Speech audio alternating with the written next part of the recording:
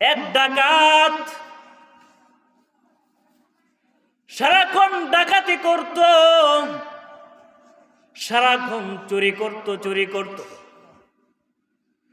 চুরি করার পরে সারাক্ষণ মদ খাইত এবং বিভিন্ন মাতলামির মধ্যে ব্যস্ত ছিল। এমন একজন লোক ছিলেন যে সবসময় মদ খাইতেন এবং চুরি করতেন, ডাকাতি করতেন। আল্লাহ তাআলা একজন তলবে ইলমের মাধ্যমে কাকে কেমনে হেদায়েত দিবে বলা যাবে না বাবা। এই ডাকাত রাত্রের বেলা চুরি করিয়া মদ খাইতে খাইতে রাস্তা দিয়ে হেঁটে হেঁটে যাইতেছেন। যাইতে যাইতে এক মাদ্রাসার পাশের মধ্যে যায় দাঁড়াইছেন। দেখেন যে ঘরের মধ্যে একজন তলবে ইলম কান্নায় জর্জরিত আর দোয়া করতেছে, আল্লাহ আমার তো এই পরিমাণ সম্পদ নাই, টাকা নাই, আমি যে কোরআন পড়ব, আমি যে হাদিস পড়ব, এই পরিমাণ টাকা তো আমার নাই। এই ডাকাত এই শব্দটা শুনে পেলেন। শোনার পর জানলা দিয়ে ওই তলবে আলেমকে ডাকলেন। এই তলবে আলেম, যেই ডাকাত জীবনে কোনোদিন নামাজ পড়ে নাই, যেই ডাকাত সারা জীবন মদ খাইতে খাইতে ব্যস্ত থাকতেন, খারাপ কাজের মধ্যে জড়িত ছিল, নামাজ পড়ে নাই, এই ডাকাত মাদ্রাসার পাশ দিয়ে হেঁটে হেঁটে যাইতেছে। পথিমধ্যে কান্নার আওয়াজ শোনার পর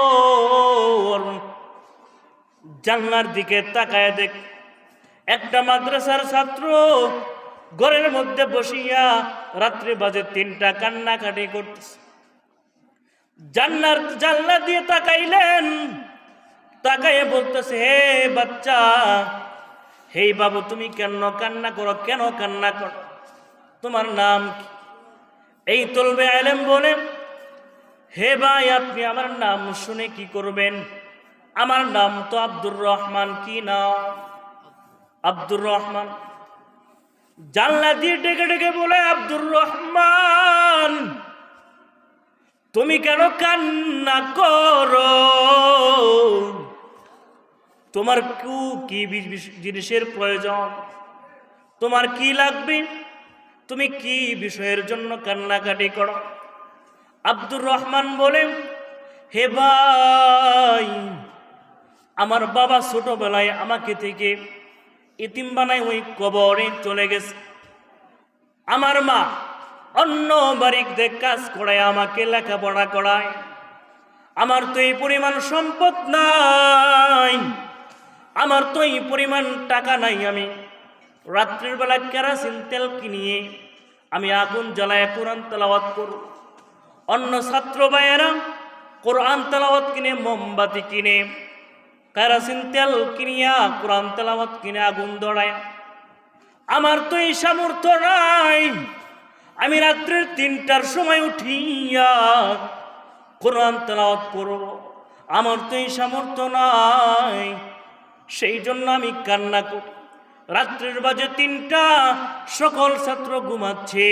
3টার সময় উঠিয়া আল্লাহর কুদরতি পায়ে সিজদা করিয়া আল্লাহকে বলতাছি, হে আল্লাহ,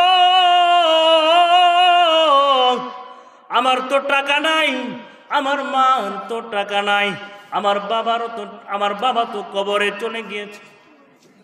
আমাকে এমন একটা ব্যবস্থা করে দেন, যেই ব্যবস্থার কারণে আমি কোরআন তেলাওয়াত সঠিকভাবে সঠিক নিয়মে করে সকলের আগে আমি সবক দিতে পারব। আব্দুর রহমানের এই কথা শুনিয়া এই মদখুর, এই জুয়ারু জানলা থেকে শুনছেন, এই ডাকাত জানলা থেকে শুনছেন। শুনিয়া তার মনটা ঘুরে গিয়েছে। মনে মনে ভাবতেছে, জীবনে তো সারা জীবন মদ খাইলাম, জীবনে তো সারা জীবন ডাকাতি করলাম, জীবনে তো সারা জীবন অন্যের মাল আমি চুনি কুনিয়া খাইলাম, এই তলবে ইলমের জন্য আজকে যদি কিছু উপকার করতে পারি, এমন হতে পারে আল্লাহ তাআলা আমাকে মাফ করে দিতে পারেন। এই ডাকাত ওই জানলার ওখানে আব্দুর রহমানকে ডেকে ডেকে বলে, এ আব্দুর রহমান, এখানে তুমি দাঁড়ায় থাকো, কিছুক্ষণের মধ্যে আমি তোমার ওখানে আসতেছি।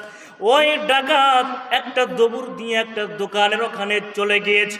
দোকানের ওখানে যায়া দোকানদারকে ডাক দিয়ে তুলছে।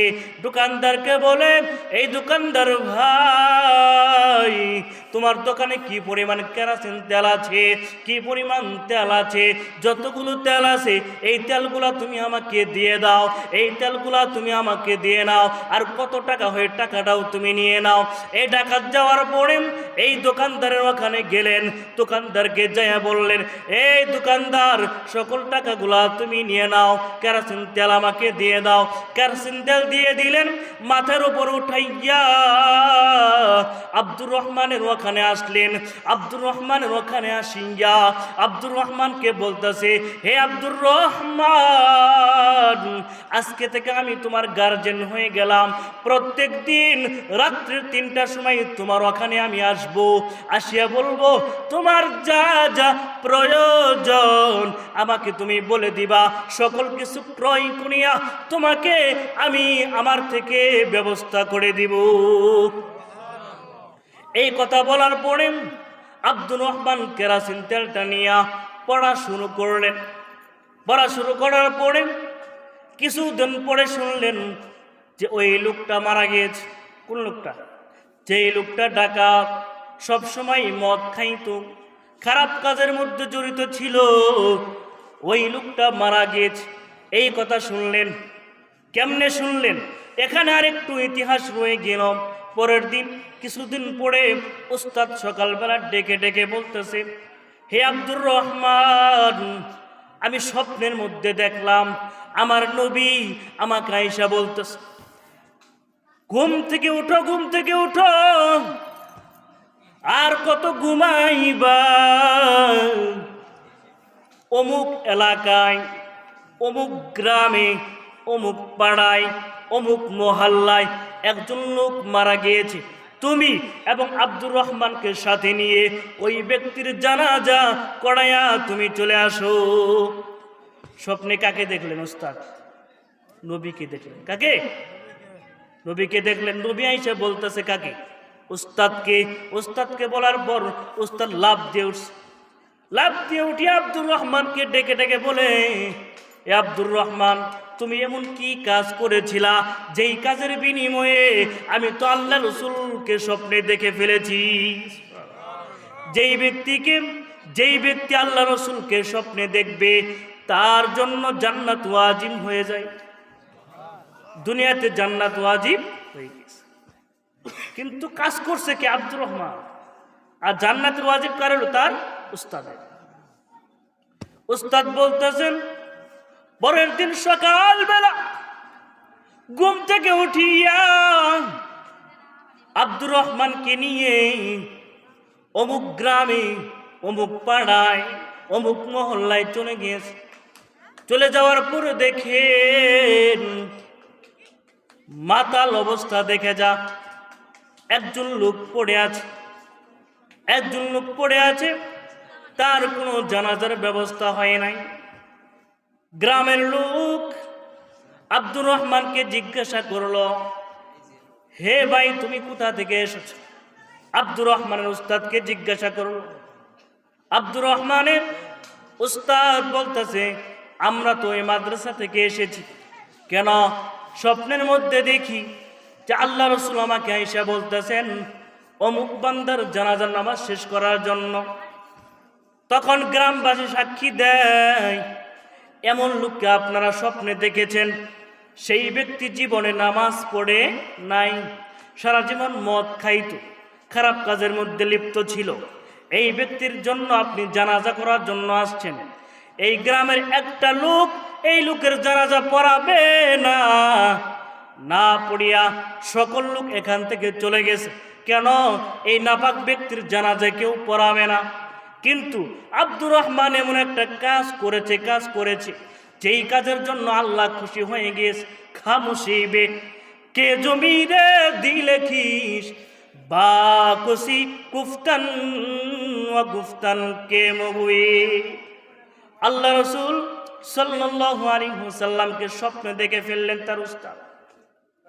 এমন লোকের জানাজা নামাজ পড়ানোর জন্য যখন গিয়েছে, যায় দেখেন গ্রামের কোনো মানুষ জানাজার নামাজ পড়াবে না, তাকে নিকৃষ্ট বলতেছে, তাকে বলতেছেন এই তো খুব খারাপ লোক, এর জানাজা আমরা পড়াবো না।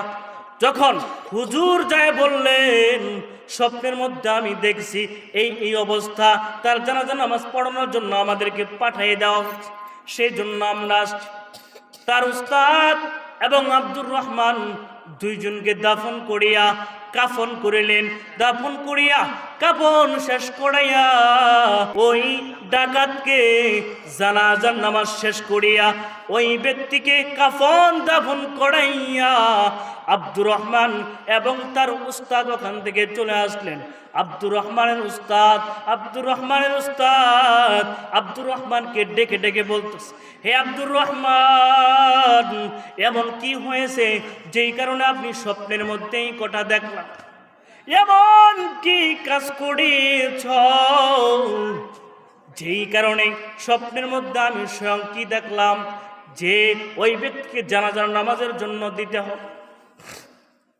আব্দুর রহমান বলতেছেন, উস্তাদ, রাত্রি যখন 3টা গভীর হয়ে যায়, একদিন রাত্রির বেলা আমার ওখানে আইস যখন দেখলেন আমি তাহাজ্জুদের নামাজ শেষ করিয়া দুয়ার মধ্যে বসিয়া হাউমাউ করে কান্না করিয়া অবস্থা দেখিয়া রাত্রির বেলা আমাকে পড়ার জন্য তেলের ব্যবস্থা করে দিয়েছিলেন, আর বলে গিয়েছেন আমি প্রত্যেক দিন রাত 3টার সময় আসব, তোমার কি পরিমাণ যা যা প্রয়োজন আমি দিয়ে দিব।